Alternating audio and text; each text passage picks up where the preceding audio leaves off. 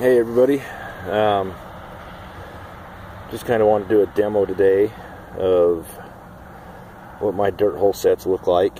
I'm up here in Idaho trapping coyotes right now and foxes, and as you can tell I'm pretty well up in God's country right now, and I'll switch this around and I'll show you. The area I'm trapping in is right next to a major freeway. A lot of coyotes are getting hit crossing it. They're coming up into the winter grounds. The deer are starting to come down. So my trapping starting right now. I'm just getting sets out now, but I'm going to show you here in just a second how my dirt hole's done. Give me just a second and I'll show you what we're doing. Right here is the spot I've chosen to put my dirt hole set in.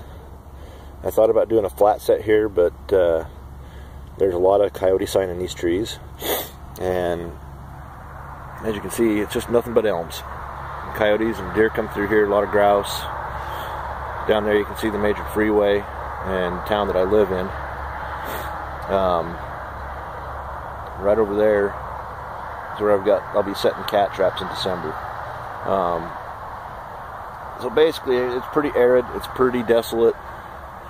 Like I said, a lot of coyotes are getting hit on this freeway down here, and what they're doing is they're following this fence line right there up from the freeway, and they're coming right into here. There's tons of fresh sign, and we'll get it started. Okay, as you can see, this ground's pretty rocky. I'm just barely starting to dig into my trap bed. A lot of rocks in it. I'm going to be using a number 2 Duke with an offset. It's attached to an earth anchor, one of the Wolfang earth anchors. I found these to be really good last year. I had a few coyotes pump some stakes out, and that was the end of it for me for stakes. So we'll be back here in just a second, and I'll show you how we'll get this trap bedded in. As you can see, I don't have my trap anchored in yet, but that trap in there bedded solid. It's got a little bit of movement, but that'll be fixed. What I've done is I've taken some of this dirt that I dug up, and I just kind of ran it through my sifter onto my bucket lid. And what I'm going to do is I'm going to take this dirt and I'm going to pack it around the jaws. And once I get this, you can see it now, you can see the wax on my trap. Trap is totally and completely scentless. I do wax and dye my traps, and you can see from this pile of sifted dirt, I mean, it's nothing but fine dirt. We'll be back here in just a second, and we'll show you what it's going to look like. Alright, so what you're seeing here is I pre-tapped my hole for my stake, for my trap. What I'm going to do next, I'm just going to this is what I'm going to be using here, is some wax dirt. This is of my own making. It's almost like a sand. It is wax, it is waterproof. This is our temperatures down here in Malad, Idaho.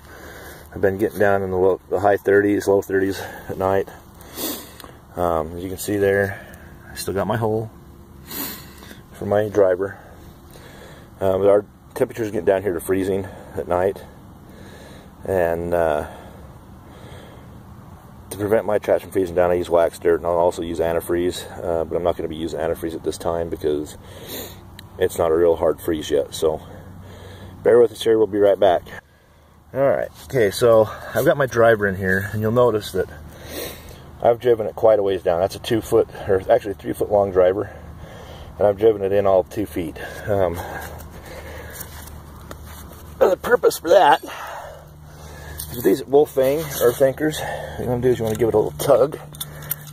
You're going to pull up about 4 or 5 inches of it, and that's going to be perfect. You can kind of see right there. You can see the end of my earth anchor, my quick link. That's pulled in there solid. The only way to get that out now is with a come along or with a stake puller. Usually I'll trap the same areas from year to year. This is a new area. We'll get this trap set now and go from there. So I've got the trap bedded. I'm getting ready to cover it up. But if you notice, I'm touching right here and right here. There's no movement. That trap's bedded solid. There's nothing that's gonna, if a coyote comes in here, he's gonna step on that, the ground's gonna be solid, it's gonna get him caught. So with that being said, we're gonna finish covering this up. We'll show you what we're gonna do with that right now. Okay, so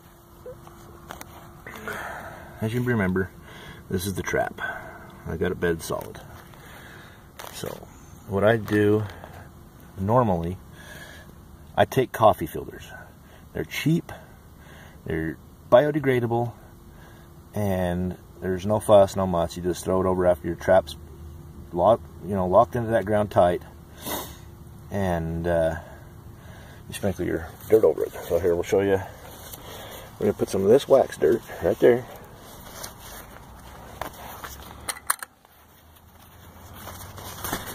Okay. You can see a little white spot there. That's where my pan's at. You can see I've already covered it up. What I've done is I've got some of this dirt. It's, you notice I had a pile right here. It's now in this. So what I'm going to do, take and sprinkle some of that over. Blend it in as best as you can.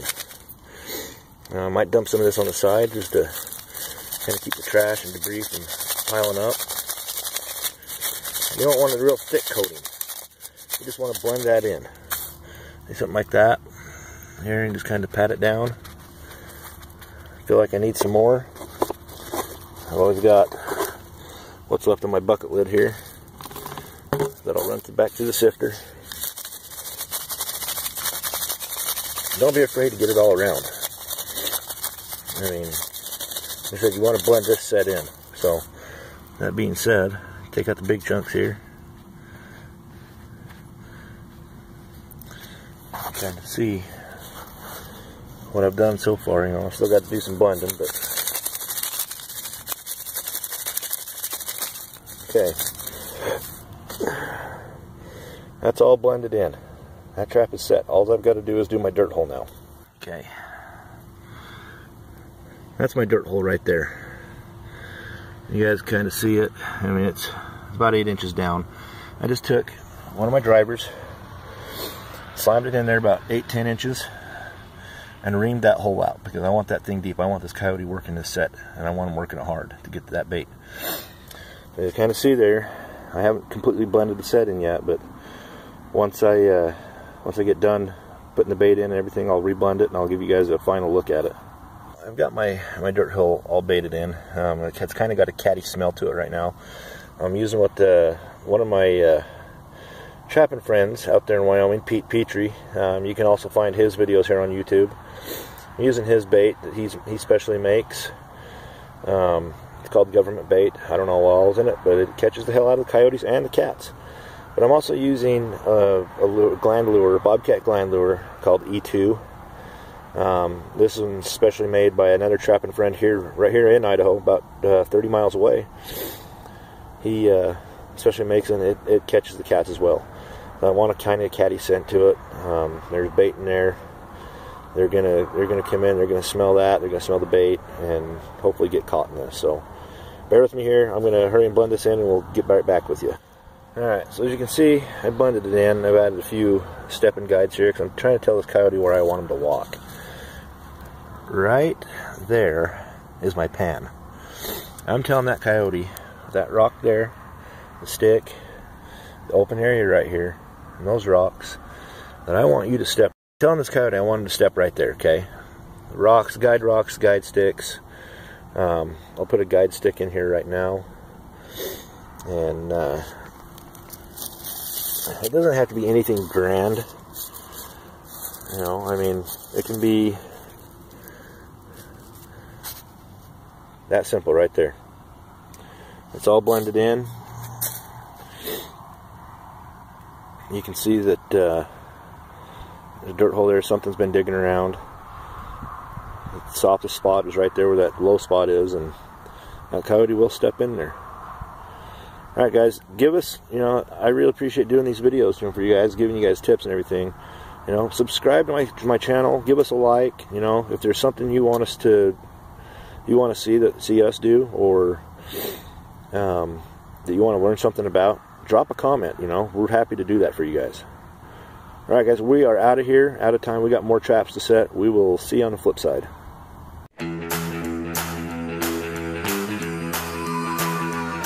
Well, my mama met my daddy down in Alabama. They tied the knot, so here I am. Born on the bayou on the Texas line. Loved in Louisiana, raised on jambalaya.